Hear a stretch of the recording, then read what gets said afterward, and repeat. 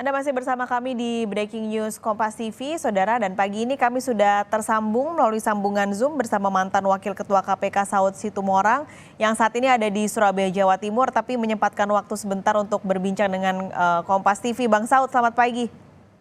Pagi kembali Kompas TV Indonesia. Terima kasih banyak sudah menyempatkan sedikit waktunya, Bang Saud. Ini tadi sempat dengar, Bang, ketika Pak Firly Bahuri menyampaikan pernyataan pers. Ya, saya pikir pernah dengar tadi karena ditanya apa dengar, saya dengar intinya Mas Kalis mau tanya apa tuh? Nah, ini gimana, Bang? Menurut Bang Saud, ini disampaikan kenapa bertepatan dengan sebelum ia dipanggil Dewas gitu. Jadi seperti memberi kesan apakah ingin memberikan pembelaan diri dulu begitu sebelum dipanggil Dewas. Kalau menurut Bang Saud bagaimana? Ya, sebenarnya setiap orang berhak membela dirinya ya, bahkan orang lain juga boleh membela dirinya atau membantah atau memberi keterangan apapun dikaitkan dengan sangkaan atau tuduhan yang diberikan kepada seseorang. Itu biasa lah. Dan saya berulang-ulang mengatakan bantah membantah itu biasa. Itu semua case yang kita tangani di KPK itu di masa lalu juga itu selalu bantah membantah. Tapi kan nanti penyidik apakah itu dikaitkan dengan pasal 36 dan 65-nya, apakah itu kaitan dengan pasal 12E kecil, 12B besar atau dalam kaitan pemerasan, itu nanti penyidik yang lebih paham. Yang dalam kaitan itu kita supaya tidak terjadi bantah membantah seperti ini, kita berharap Kapolda Metro Jaya dan Barreskrim untuk mempercepat prosesnya. Jadi pada bagian lain ini kan case-nya case pribadi ya, bukan case-nya KPK ya. Ya. Dia kan pribadi. Kalau crime itu pribadi, is nothing to do with KPK. Jadi sebaiknya dia tidak memakai fasilitas negara dalam hal ini aset-aset yang ada di KPK untuk kemudian digunakan oleh yang bersangkutan untuk membela dirinya. Karena dia itu ketika melakukan dugaan-dugaan yang terkait dengan kriminal itu adalah dirinya sendiri. It's nothing to do with KPK dan seterusnya. Jadi tidak digunakannya fasilitas-fasilitas ataupun alat-alat bantu ataupun katakanlah upaya untuk meningkatkan kepercayaan kepada publik bahwa yang bersangkutan perform dalam melaksanakan tugasnya. Oleh sebab itu kan dari awal tuh kalau sudah ada kaitan seperti ini, kita berharap sebenarnya dia sementara itu berhenti dulu, cuti dulu. Dan walaupun tidak ada instrumen untuk itu, tapi kalau dia sebagai seorang gentleman tentunya supaya bebas dari anggapan yang bermacam-macam di publik, kita lihat aja di sosial media tanggapannya cukup macam-macam. Itu Mbak Paskalis. Ini juga tadi kalau menyangkutkan soal posisi Firly Bahuri sebagai Ketua KPK di tengah saat ini masih dalam pemeriksaan baik itu Dewas dan polisi. Beberapa kali ia bilang bahwa agendanya selalu bentrok, makanya kenapa ketika dipanggil polisi ia tidak hadir, ketika dipanggil Dewas pun tidak hadir. Dari pengalaman Bang Saud ketika di KPK, Bang, memang komunikasinya tidak terjadi dengan apa? Kenapa bisa sampai bentrok ketika polisi akhirnya menyampaikan surat? Apakah memang tidak diinformasikan dari KPK bahwa yang bersangkutan tidak bisa? Atau sebenarnya pola komunikasinya seperti apa, Bang? Katakan aja lah kalau ada time constraint ya, bahwa surat itu diberikan mendadak, maupun begitu suratnya diberikan siang ini dipanggil besok. Saya pikir juga nggak seperti itu, nggak gitu-gitu amat juga. Itu sudah beberapa hari biasanya juga kan. Jadi nggak ada alasan sebenarnya kalau soal time constraint. Tetapi kalau dalam kaitan formil, materialnya, terus kaitan juga dengan posisi yang bersangkutan di KPK, dan kalau kita bicara bahwa di mana-mana peristiwa itu sudah mainstream ya, bahwa yang namanya perkara korupsi itu yang persoalan yang harus didahulukan. Lepas ada kegiatan di Aceh, ada kegiatan di mana-mana gitu. Apalagi ini menyangkut marwah bukan aja yang bersangkutan, bukan saja KPK, tapi marwah pemberantasan korupsi di Indonesia. Jadi dia harus paham itu harus memprioritaskan dengan menyampingkan yang lain. Apalagi tadi kan disebutkan bahwa dia tidak melakukan hal itu. Jadi itu makin cepat dia klarifikasi, makin cepat. Jadi jangan mendelay-delay sebenarnya. Sehingga kan akhirnya kan delaying itu kan menggambarkan banyak hal. Ya, artinya mungkin ya betul dia harus mempelajari. Kalau kita tidak terkait langsung dengan persoalan yang kita alami, artinya kita tidak ada niat di situ. Saya pikir tinggal cepat saja menjawab dan lebih simpel, sehingga kemudian lagi-lagi marwah KPK dan saya ulangi marwah Indonesia bisa terselamatkan. Jadi alasan-alasan untuk menunda pemanggilan, itu sebenarnya kan jadi memperpanjang penderitaan yang bersangkutan secara psikologi sebenarnya. Termasuk Dewas ini sebenarnya ya, sudah 3 kali dari tanggal 27 Oktober, 8 November juga tidak bisa, hingga akhirnya 20 November hari ini. Kira-kira apa sih Bang Saud yang akan didalami oleh Dewas dengan pemanggilan Firly ini? Ya, tadi sudah terlihat ya bahwa Dewas sendiri dia tidak bisa menunjukkan bahwa dia sebuah institusi atau unit organisasi yang bisa melakukan upaya-upaya katakanlah pencegahan ataupun upaya-upaya penegakan kode etik sesuai dengan Perdewas 01, 02, 03 yang mereka bentuk. Yang maksud saya itu berulang-ulang mengatakan ini agak berbeda dengan pengawas internal pada periode lalu, itu levelnya deputi.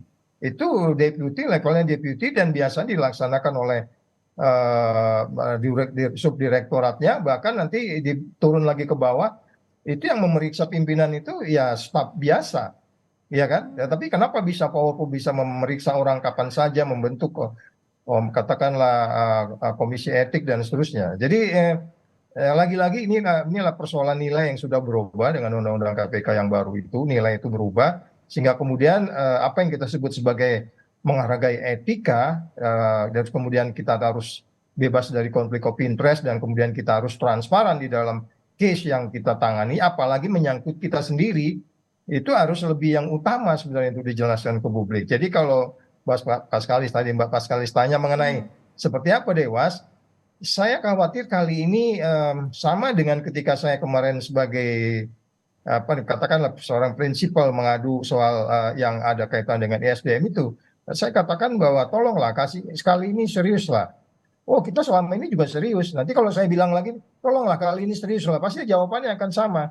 Dan saya tidak berharap kemudian tindakan dilakukan yang sama gitu. Karena ini sudah sangat transparan dan sudah masuk ke proses penyidikan dan sudah berkali-kali. Kemudian kalau itu dilakukan yang sama, saya udah nggak ngerti lagi deh. Jadi hanya formalitas begitu Bang? Ya, karena memang dari 6 case yang sudah berlalu, ya, termasuk case yang sudah menyangkut pimpinan yang lain, kesannya bukan saja sekedar formalitas, saya mengatakan mereka useless ya. Mereka posisinya itu menegakkan etik yang mereka buat sendiri, value yang mereka buat sendiri, yang disebut sebagai integrity, sinergi, profesionalisme, kepemimpinan, dan keadilan. Itu kan value yang dipegang oleh mereka untuk mensensor orang-orang KPK. Value itu saya pikir coba ditanya publik deh, apakah ini berintegritas, apakah ini ada sinergi, ya kan, baik itu dengan Polri katakan atau dengan Dewasnya sendiri, ya kan, apakah itu profesionalisme pemimpinan kayak begitu gitu, apakah itu adil gitu. Jadi sangat-sangat gampang, apalagi kalau kita jabarkan integritas itu apa, itu kan ada poin-poinnya, sangat gampang untuk menyaring atau mensensor yang bersangkutan bahwa ada kode etik yang dilanggar untuk kemudian tinggal memutuskan sanksi sedang, ringan, atau berat. Kalau berat tadi diminta mengundurkan diri, seingat saya itu pasalnya itu. Pada bagian lain, kita juga kan paham betul bahwa ini keadaannya semakin sulit karena memang larinya kan kemana-mana ini. Ada nuansa politik dan lain dan sangat naik kalau kita bilang nggak mencoba adanya kekuatan-kekuatan politik atau yang bersangkutan coba menarik-narik kekuatan politik untuk kemudian terjun menyelesaikan persoalan ini sehingga menjadi lebih crowded. Oleh sebab itu kita berharap juga Dewas kalau panggil hari ini mereka nggak perlu nunggu-nunggu besok tuh memutuskannya, tinggal klarifikasi benar seperti ini enggak. Mereka punya bukti ada. Benar seperti enggak. Mereka punya bukti bahwa dia melakukan ini. Oh, hari ini putuskan aja. Nggak usah lagi tunda-tunda gitu. Sehingga kemudian sekali lagi baik itu Barreskrim maupun di Polda Metro Jaya mereka lebih confidence juga. Sehingga itu menghargai yang disebut sebagai ya kolegialitas di sesama penegak hukum, bahwa mereka bukan atas dasar benci, bukan atas dasar tidak suka. Karena Dewasnya sendiri sudah menemukan ada suatu peristiwa pidana, walaupun kelihatan mereka sangat lambat. Saya mengatakan kalau pertama kali melihat foto yang ada di media saja, dengan asumsi itu tidak ada Photoshop, yang bersangkutan dalam hal ini Dewas, 5 harus memanggil. Ini benar enggak?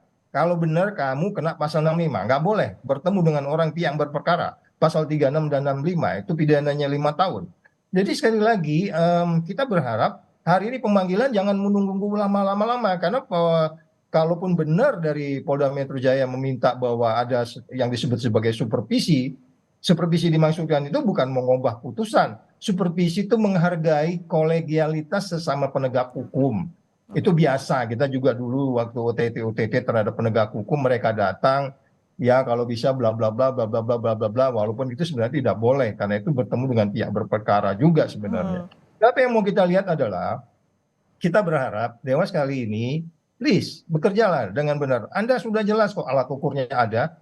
Masa ragu untuk menjabarkan apa yang disebut sinergi, apa yang disebut integritas, apa yang disebut profesionalisme, apa yang disebut kepemimpinan, apa yang disebut keadilan, adil seperti ini, ya kan? Jadi sekali lagi itu mungkin Mbak Paskalis.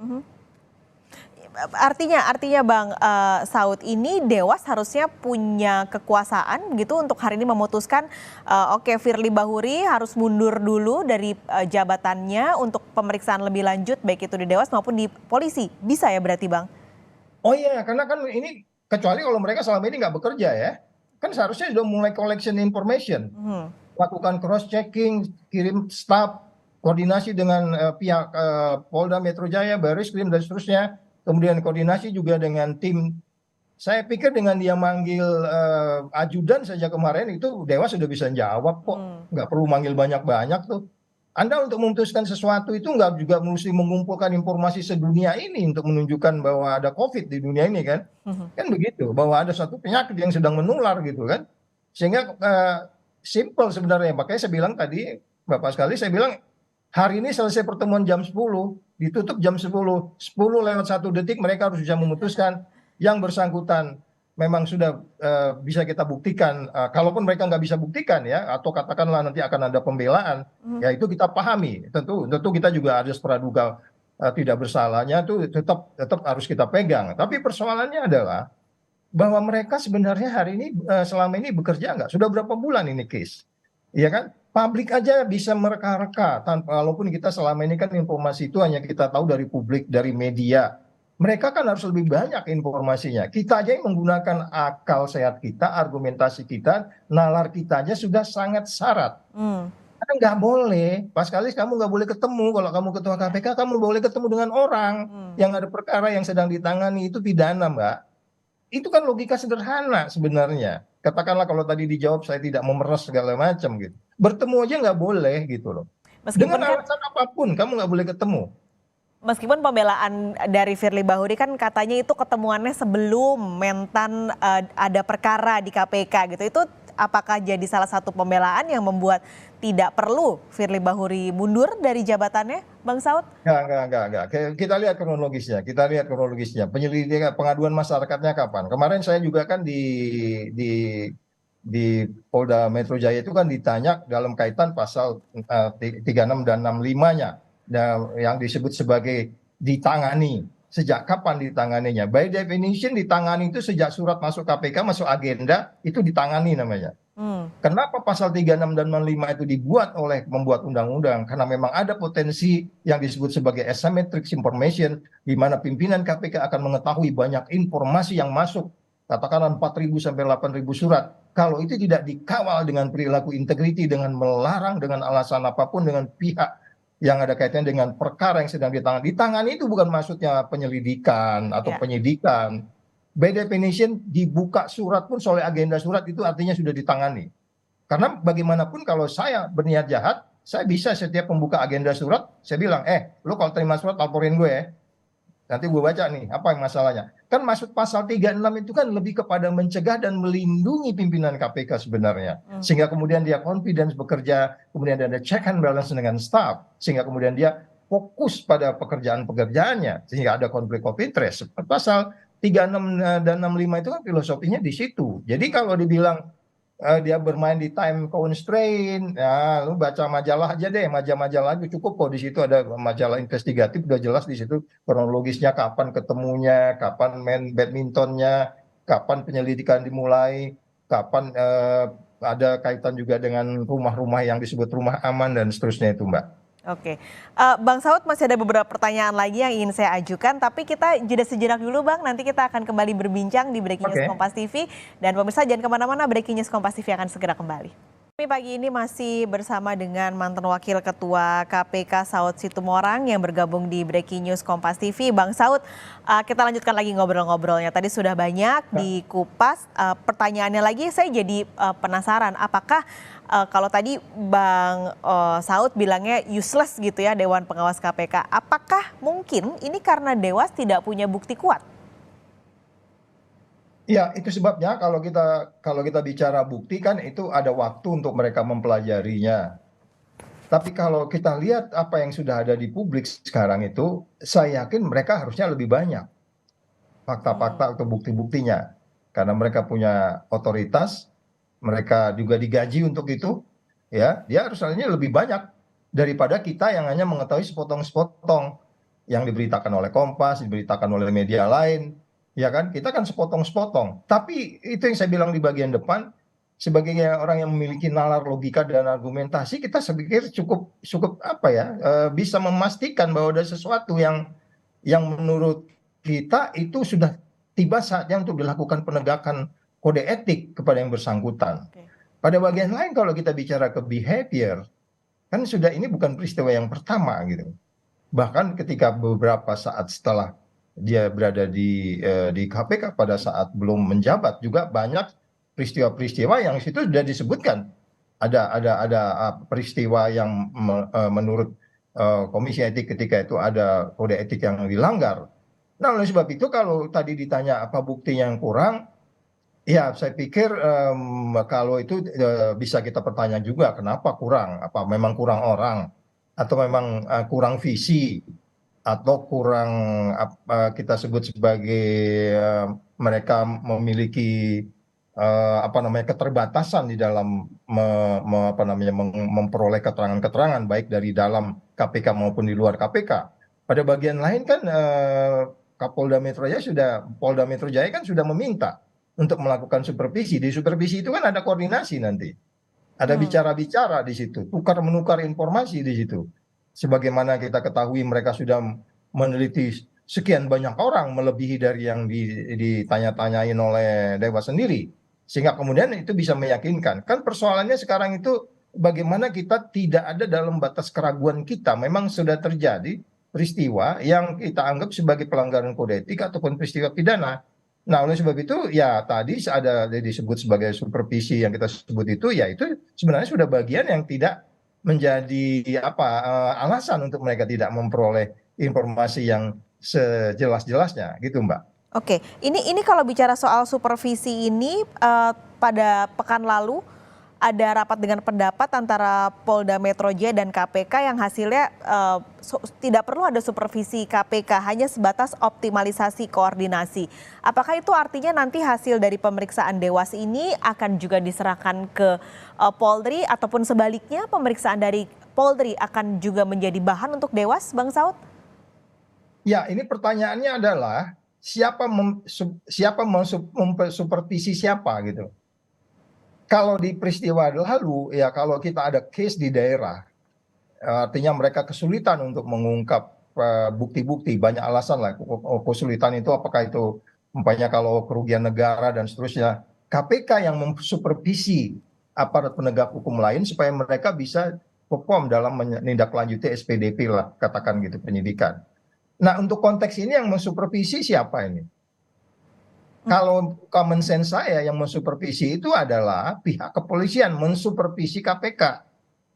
Atau kalaupun dibalik, katakanlah KPK yang mensupervisi pihak kepolisian, ya artinya mereka harus mendorong, bukan menghentikan atau mengurangi bukti-bukti yang dimiliki.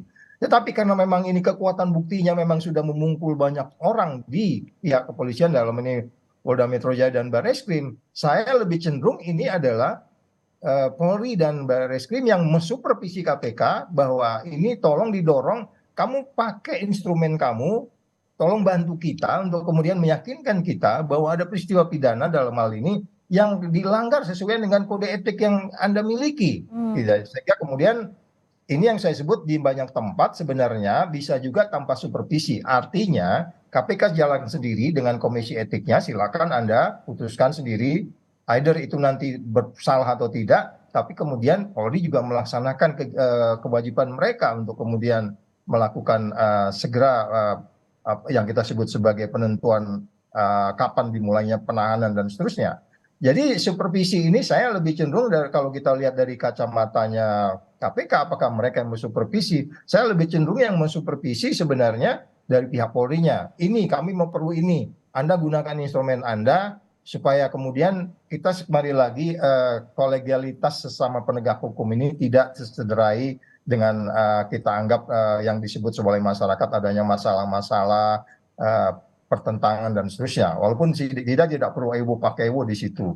Jadi sekali lagi supervisi itu jelas itu adalah untuk memperlancar sampai kemudian mereka bisa mengatakan tidak cukup bukti, ya silakan saja gitu. Tapi kita sudah pada keyakinan kita, batas keyakinan kita, beyond reasonable doubt kita bahwa memang peristiwa pidana itu ada gitu, Mbak. Oke, berarti kan sebenarnya tadi rekan kami di KPK sempat mention bahwa Dewas KPK memunculkan opsi mungkin saja nanti akan ada konfrontir antara mantan Menteri Pertanian dan juga Firly Bahuri ketika ada hal-hal yang tidak sama dan tidak sesuai. Berarti sebenarnya tidak perlu ya Bang Saud? Ya, ya. Jadi kalau umpamanya kita semua pihak yang berkaitan dengan kasus ini sudah dimintai keterangan, sebenarnya sudah masuk dalam tahap sebenarnya tinggal decision aja, keputusan gitu. Memang ada yang disebut sebagai kalau kita bicara formil materi di penegak hukum, boleh saja bahwa orang harus dipanggil dulu sebelum kemudian diputuskan untuk ditahan dan ditangkap dan seterusnya. Tetapi kalau di Komisi Etik, mereka saya nggak paham sekarang mereka menyusun SOP-nya seperti apa untuk memutuskan seseorang itu menjadi benar-benar melanggar kode etik yang mereka miliki. Pada bagian lain kita sudah paham betul mereka punya ukuran-ukuran yang terukur betul yang namanya integritas itu apa. Ada nggak integritas yang dilanggar? Ada nggak keadilan? Ada nggak profesionalisme yang dilanggar? Profesional itu yang namanya ketemu dengan pihak berperkara, dia bahkan nggak paham undang-undang KPK. Jadi sekali lagi kalau kita katakan akan ada cross check, double check dan seterusnya itu sebenarnya diarahkan untuk membuktikan bahwa memang ada peristiwa pidana yang dilanggar. Nah, oleh sebab itu kalau memang pertanyaannya ada kembali lagi adalah bagaimana pihak-pihak ini setelah dipanggil oleh baik itu oleh Barreskrim dan Polda dalam hari ini dan kemudian Dewas sudah melakukan koordinasi dengan baik. Saya pikir hari ini kalau analisis saya bisa jadi salah. Hari ini tinggal hanya menghargai yang bersangkutan bahwa mereka sudah dimintai keterangannya. Either yang bantah mau bilang nggak ada, nggak apa itu udah biasa bantah membantah itu. Itu biasa di mana saja. Dan kekuatan buktinya nanti yang akan saya pikir berada di tangan Dewas sendiri dan saya pikir mereka sudah detail ya berdiskusi dalam yang disebut sebagai koordinasi supervisi kemarin untuk memutuskan bahwa hari ini makanya saya bilang tadi ditutup jam 10 jam 11 putuskan udah umumkan ke media yang bersangkutan bla bla bla supaya kita bisa bekerja lebih cepat lagi memberantas korupsi. Oke. Ini berarti kalau dari sebelum-sebelumnya pernah adakah Bang Saud konfrontir seperti itu? Itu biasa ya, artinya di apa namanya dipertanyakan gitu. Walaupun sebenarnya itu nggak perlu amat sebenarnya. Kan seorang penyidik itu kan paham betul. Ya tentulah itu Dewas itu punya mindset penyidik, apalagi punya background penegak hukum, mereka paham kok. Tinggal kita hanya mengetuk hati nurani mereka untuk kemudian mereka memutuskan bahwa mereka orang-orang yang memang berintegritas dalam kaitan penegakan kode etik. Jadi kalau model-modelnya konfrontir, cross check, double check dan melakukan metode-metode lain itu sebenarnya itu kan hanya untuk memastikan bahwa memang ada peristiwa itu sehingga itu bisa aja diterima sebagai sebuah upaya untuk memastikan bahwa kita tidak abuse of power terhadap terduga dalam hal ini pimpinan KPK.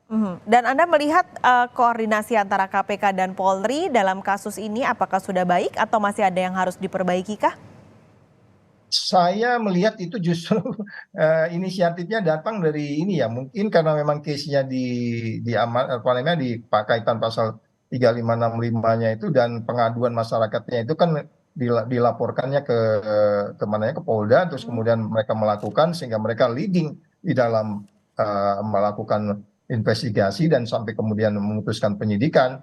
Tetapi saya pikir kalau kita bicara kenapa mesti justru yang lebih lebih efektif, lebih terbuka, lebih cepat itu di Polda kita bisa memahami atau Barislim. Tetapi sebenarnya kalau Dewas memiliki sense yang baik, karena ini menyangkut pimpinan, karena ini menyangkut tidak saja menyangkut kerugian terhadap KPK, kerugian terhadap organisasi KPK, ini kerugian terhadap negara. Jadi mereka tuh ada di Perdewas 0102 itu nanti mereka akan memutuskan sanksi berat, ringan dan berat itu berdasarkan kelakuan yang bersangkutan ini merugikan apa aja. Kalau merugikan organisasi sanksinya ini, kalau merugikan deputi merugikan ini, kalau merugikan negara sanksinya ini. Ini kan sudah merugikan kita semua ini. Merugikan tuh dalam pengertian itu membuat sebuah persoalan yang ya sangat-sangat spektakuler, artinya sangat besar potensi mendapat perhatian publik karena ini pimpinannya. Oleh sebab itu kembali lagi pertanyaannya tadi adalah kalau memang itu proaktifnya itu di saat ini kita lihat di Polda dan dalam ini Polri, seharusnya proaktifnya itu berada di Dewasnya karena dia digaji untuk itu, Mbak. Dia nggak ada kerjaan lain tuh kecuali digaji untuk melihat perilaku orang di KPK. Kemudian ketemu lakukan penindakan gitu. Ditambah kalau di polisi apakah tidak ada penyalahgunaan jabatan mengingat ini yang diperiksa adalah jenderal? Ya, itu makanya kembali lagi saya kemarin juga mengatakan di beberapa media yang kita sebut sebagai kunci mengunci itu sebabnya kan Kapolri sudah menegaskan dia punya sudah punya sense, sudah punya informasi tentang potensi kunci mengunci di dua institusi ini sehingga kemudian kita berharap itu sudah tidak boleh terjadi lagi gitu. Fakta itu fakta. Apapun seketika seorang bertugas sebagai apa, dia harus melakukan itu. Soal kemudian ada peristiwa lain di luar ini yang menyangkut orang-orang yang menangani case ini, itu soal lain. Tadi kita bicara keadilan juga.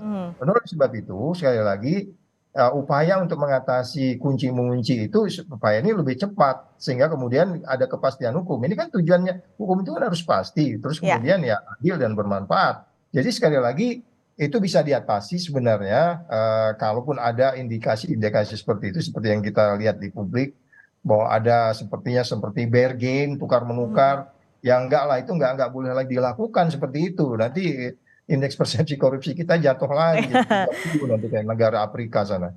Jadi kita nantikan hasilnya berarti Bang Saud hari ini bagaimana pemeriksaan Dewas pada Firly Bahuri. Bang Saud terima kasih banyak sudah berbincang pagi ini di Breaking News Kompas TV. Sampai ketemu lagi, sehat selalu Bang Saud.